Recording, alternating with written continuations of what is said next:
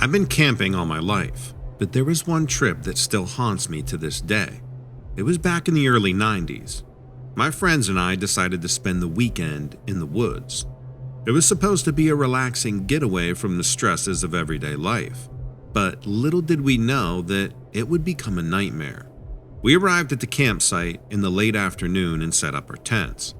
The sun was starting to set, and the sky was turning a deep orange. It was a peaceful scene, but I couldn't shake the feeling that something was off. I brushed it off and told myself that it was just my imagination playing tricks on me. As night fell, we built a fire and sat around it, telling stories and joking around. But the silence was soon interrupted by a strange noise coming from the woods. It was this low, growling sound, like something was very angry. My friends were frightened, but I told them that it was probably just a coyote or a bear or some other type of wild animal. Now, a bear does freak me out, but they're usually afraid of humans if you make a lot of noise, so I wasn't too concerned about that. But then, the growling turned into a roar. It was like nothing I've ever heard before, and I couldn't help but feel like it was getting closer. I suggested we put out the fire and get into our tents, but my friends were too scared to move. The roar became louder, and I knew we had to do something. I grabbed my flashlight and started walking into the woods to see what was causing all of this noise. As I approached the source of the roar, I saw these two red eyes staring back at me. I was paralyzed. I couldn't move. The creature, whatever it was, started to move closer, and I could see that it was getting bigger. I finally mustered up the courage to run back to the campsite and warn my friends. We quickly gathered all of our belongings and started running through the woods. I could hear the creature getting closer and closer. I knew we had to keep moving. Eventually, we came across a ranger station and sought refuge there. The ranger said, unofficially, there had been reports of some strange creatures in the area, but they've never been able to identify them.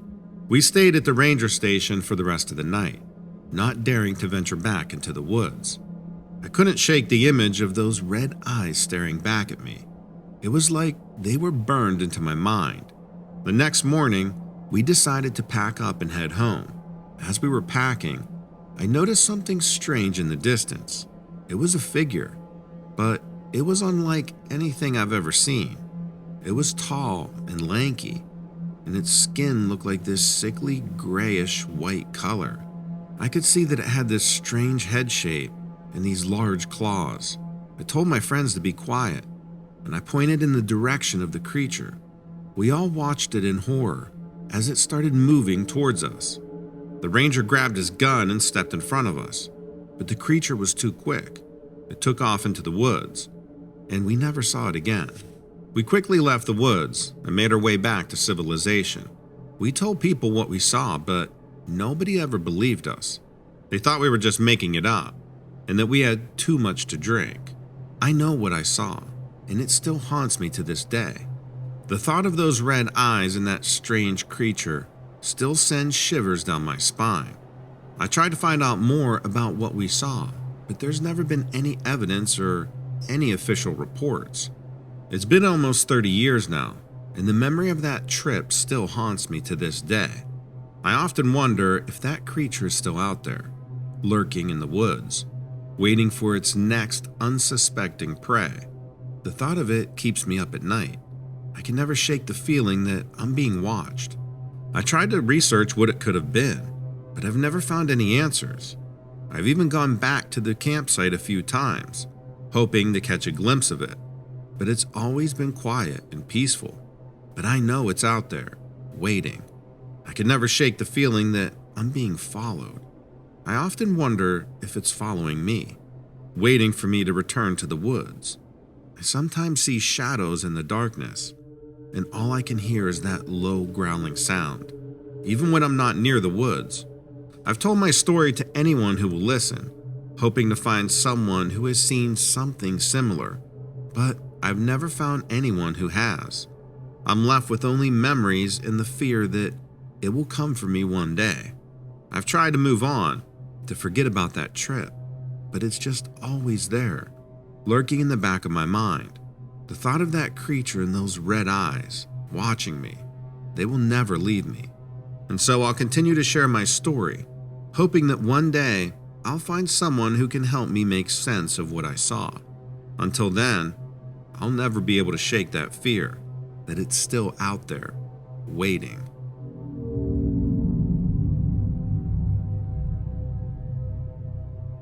I need to share something with you, with all of you. I know it's going to sound unbelievable, like something you would see on the Sci-Fi Channel or a Stephen King novel, but it's true, all of it. I just wish I still had the proof. You see, 2 months ago, my father passed away, under very strange circumstances. My father worked for the United States government.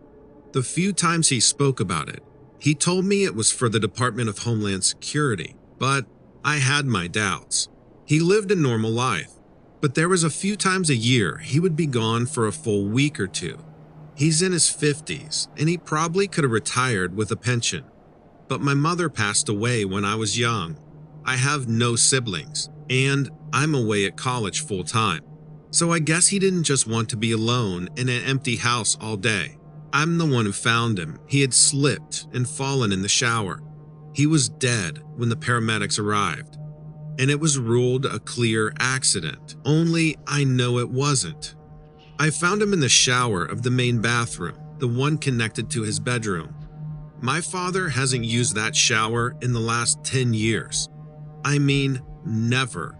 He was a tall guy, and the shower head came to his chest. He always used the guest bathroom to shower. Most of his stuff was even in there. Nobody wanted to hear what I had to say. Everyone just thought I was acting out in my grief. What could I do? I mean, I was grieving. I still am. I inherited the house and all of my father's belongings. During the winter break, I went home and began the emotionally taxing task of going through his stuff. Clothes, sporting gear, and some family photos. A lonesome Christmas tree came and went, and I was finally ready to tackle his office. That's where I found it. A false compartment in his desk. It was expertly hidden, and it wouldn't have been found unless moving the whole desk like I was trying to do. Inside that compartment was a small, locked briefcase made from some kind of material I didn't recognize. It was a combo lock, and after some thinking, I was able to crack it. It was a code that only me and my father would have known, and almost made me feel like he wanted me to find it. The documents I found were life-changing, really. Reports and pictures from NASA, Homeland Security, Air Force, and even some other government agencies are written in different languages. And all of them referred to the same thing, an alien civilization residing in the Proxima Centauri system. Yes, an actual race of space aliens who had created a society in one of the nearest star systems to our own. That alone was mind-boggling. But after reading more, I began to feel a deep despair come over me. The United States seemed to refer to them as simply the Proxima Alien Civilization, or PACs, as they were called in some of the more informal documents. The United States, along with Russia and China, had somehow received communications from this alien civilization in 1977, the WOW signal. I can only guess that after initial contact, the government stepped in and took things over from there. There were even more messages after that. It took 20 years, but eventually the messages and the signals were partially deciphered. I couldn't wrap my head around the technology they used, but the gist of all the messages was that a military armada had been dispatched from the PAC civilization, and that humanity had to vacate the planet or be destroyed. According to the estimates in some of the reports, it would take an armada roughly 50 years to reach our solar system.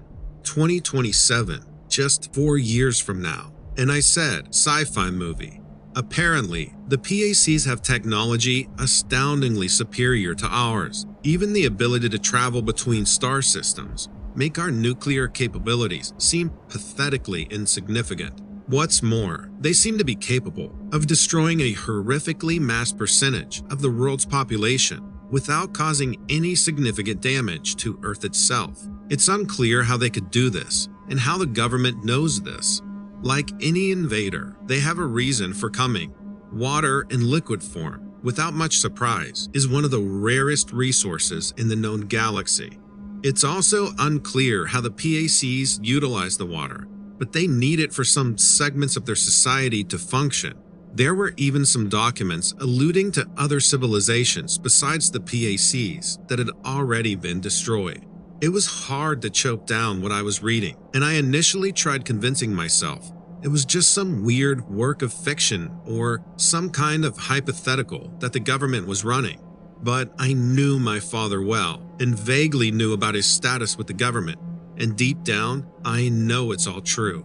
I never thought that I would become the steward of this kind of information. I mean, I was in school for a business degree, for Christ's sake. The documents were important to my father, and I knew that I had to keep them safe. For what I didn't know, I rented a safety deposit box at a nearby bank and deposited the briefcase and records within.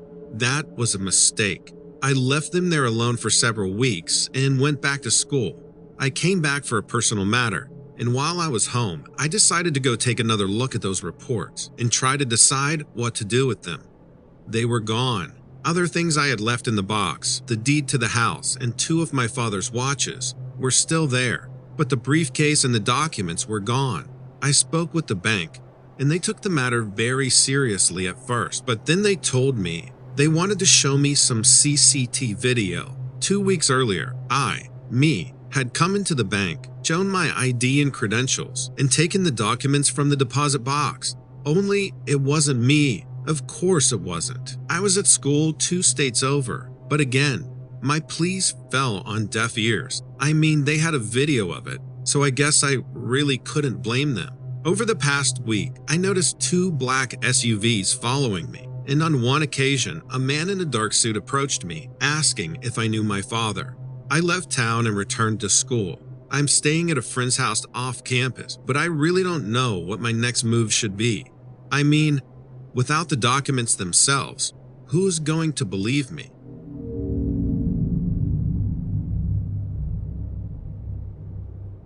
Between 1949 and 1969, the United States military conducted 239 open-air tests of biological agents over certain highly populated cities like San Francisco, New York, and Panama City. This isn't a theory.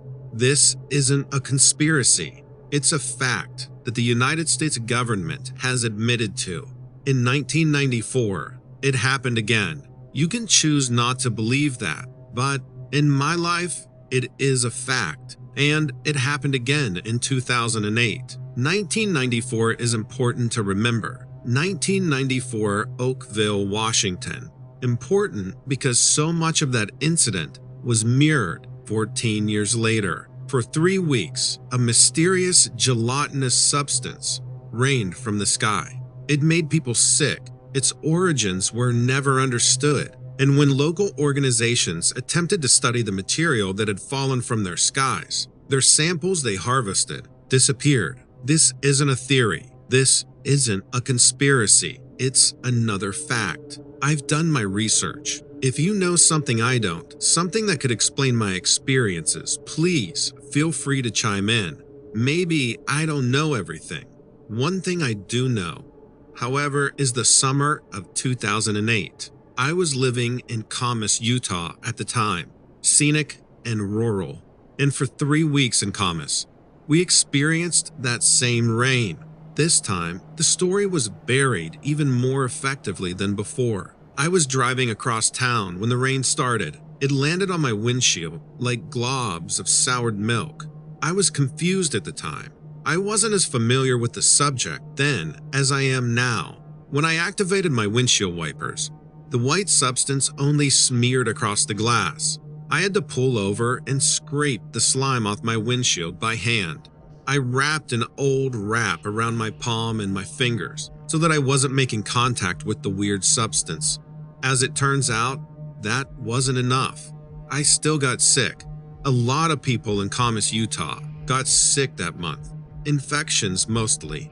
A lot of us had it in our lungs. Others got it in their blood. We lost some livestock to the disease, and some families' lives were irreparably changed. For us, it was a new experience.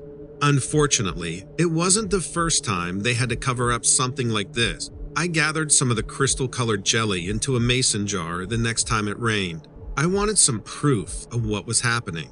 I brought it to the local hospital for testing. I thought maybe, with a sample on hand, the staff would be able to more effectively treat the dozens of us who had wandered in sick. I was right, I think, and it would have helped things if it hadn't gone sideways. There were men from the FBI there, black suits and sunglasses. They must have been waiting for one of us to gather a sample, because the moment I dropped it off, they had me cornered in a hospital room answering questions. When I finally got out of that interrogation, the sample was gone. I imagine it was confiscated. The hospital could only tell me that it was lost. I made a mistake after that. I tried to go to the news. They wouldn't have heard me out anyway. We were right in the middle of Summer Olympics, and no one outside of Camas wanted to discuss anything else. Toxic rain wasn't exactly a story. It turns out I wouldn't even get the chance to find out. The FBI met me there. Again, they were waiting. Looking back, I wonder how many other members of Camas tried to say something to someone. I wonder how many of them were followed like I was. This time they took me into a van and threatened my life. They convinced me that if I breathed a word of what was happening in my hometown, that I'd incite a panic. I didn't exactly agree, but I wasn't in any place to argue. Besides, the prison time they said I'd earn if I went against their instructions wasn't worth the debate. They drove me home after that. They walked me all the way to my bed. When I woke up the next morning, thankfully, they were gone. My car was in the driveway outside. I'm not sure how they got it there, since the keys were still in my pocket. Slowly but surely, everything returned to normal. The rain stopped. The slime either dried up or washed away when a real storm came through. But the incident stuck with me. When I learned of what happened in Oakville in 1994, I couldn't help but see the frightening parallels. In that incident, somebody did have the opportunity to study the jelly. They said it was man-made. I wonder if that's what I could have been dealing with. Did the government purposefully release something over Camas that year? How could they keep it from spreading? I kept quiet for a long time. I figured I didn't have any choice. I didn't see any other reports of the mysterious white substance either. I'd figured the government had learned their lesson. They couldn't just experiment on their own people without being caught. Then I saw something in the news last year. Passaic, New Jersey, 2022. Hughes Lake turned completely white thanks to runoff from the nearby river. This time, their efforts were minimal. All they had to say was that the substance wasn't dangerous. They claimed that the river and the lake didn't intersect at all with the community's drinking water. A few comforting words and everybody stopped asking questions. But I realized that substance. I could tell that it was the same jelly I encountered, this time poured into a river instead of across the sky. Sure enough, Passaic started reporting an outbreak of lung infections only 6 months later. It has to be connected, doesn't it? It's all too convenient. There are too many intersecting truths. Maybe they're testing something new, something with a longer incubation period. What do you think they're going to do with it?